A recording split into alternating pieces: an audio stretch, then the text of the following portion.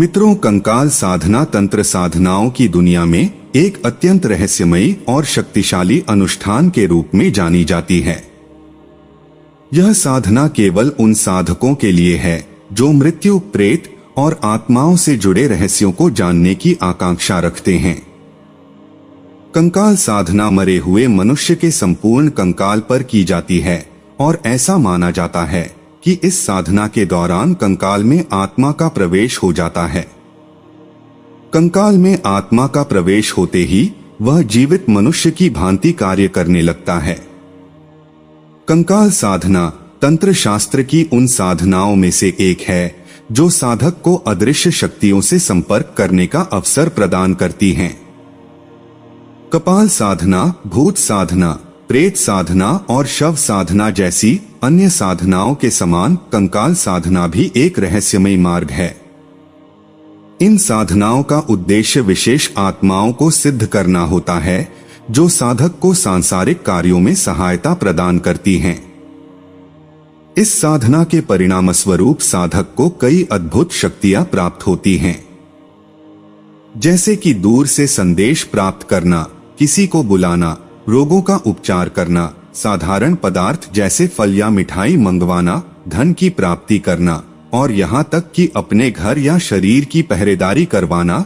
यह सब कंकाल साधना के माध्यम से संभव है। कंकाल साधना के लिए विशेष स्थानों का चयन करना अत्यंत महत्वपूर्ण है।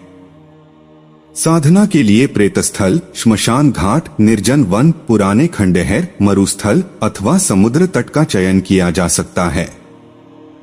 इन स्थानों पर अदृश्य शक्तियों का अधिक प्रभाव होता है, जिससे साधना शीघ्र सफल हो जाती है। हालांकि साधक की सफलता उसके गुरु और उसकी स्वयं की निष्ठा और ध्यान पर भी निर्भर करती है। लेकिन याद रखें, यह निकृष्ट साधनाएं होती हैं जिससे व्यक्ति के लोक और परलोक दोनों ही बिगड़ जाती हैं। इसलिए ऐसी साधना को करने की सख्त मनाही है। यह साधना वेद और शास्त्र विरुद्ध है। चलिए इसके साधना विधि को बताते हैं। मित्रों, कंकाल साधना सामान्यतः 31 दिनों में सिद्ध हो जाती है, लेकिन यह तभी संभव है जब कंकाल हाल ही का हो। यदि मृतक को मरे हुए अधिक समय हो गया हो या वह पुनर्जन्म ले चुका हो तो सिद्धि में कई महीने लग सकते हैं। इस साधना के लिए अमावस्या की रात को चुना जाता है, जो कि तांत्रिक साधनाओं के लिए सबसे उपयुक्त मानी जाती है। साधक को पहले अपने साधना स्थल को पूरी तरह से साफ कर लेना होता है। अमावस्या की शाम को स्नान कर साधक अपने आसन के सामने कंकाल को बिछाता है। इस दौरान कंकाल के पैर दक्षिण दिशा की ओर रखे जाते हैं और साधक स्वयं दक्षिण दिशा की ओर मुख करके बैठता है। कंकाल साधना के दौरान एक विशेष मंत्र का जाप किया जाता है, जिसको गुप्त ही रखा गया है। इस मंत्र का जप करने से साधक कंकाल में आत्मा को जागृत करने का प्रयास करता है। यह जप प्रतिदिन सायंकाल से आरंभ कर अर्धरात्रि तक किया जाता है। पूजा की विधि। कंकाल साधना की प्रक्रिया में मंडल बनाना आवश्यक होता है। मंडल को कंकाल के सिर से एक बालिश्त की दूरी पर बनाया जाता है। साधक को पहले कंकालिनी की पूजा करनी होती है, जो कि कंकाल में आत्मा को आकर्षित करने में सहायक होती है। इसके बाद कंकाल को स्नान कराकर उसकी पूजा की जाती है और उसे दाल, भात और मदिरा का भोग अर्पित किया जाता है। जब यह पूजा संपन्न हो जाती है, तब साधक मंत्र का 3000 बार जाप करता है।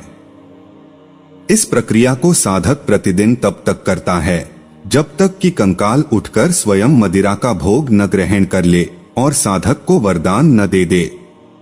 साधना के पश्चात कंकाल साधना के पूरा होने पर साधक को कंकाल को गंगा नदी में विसर्जित करना अनिवार्य होता है।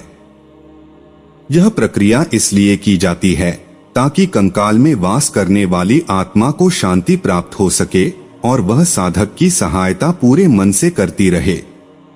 विसर्जन के दौरान यह ध्यान रखना आवश्यक होता है कि कंकाल का कोई भी भाग शेष न रह जाए, अन्यथा प्रेतात्मा क्रोधित होकर साधक को हानि पहुंचा सकती है।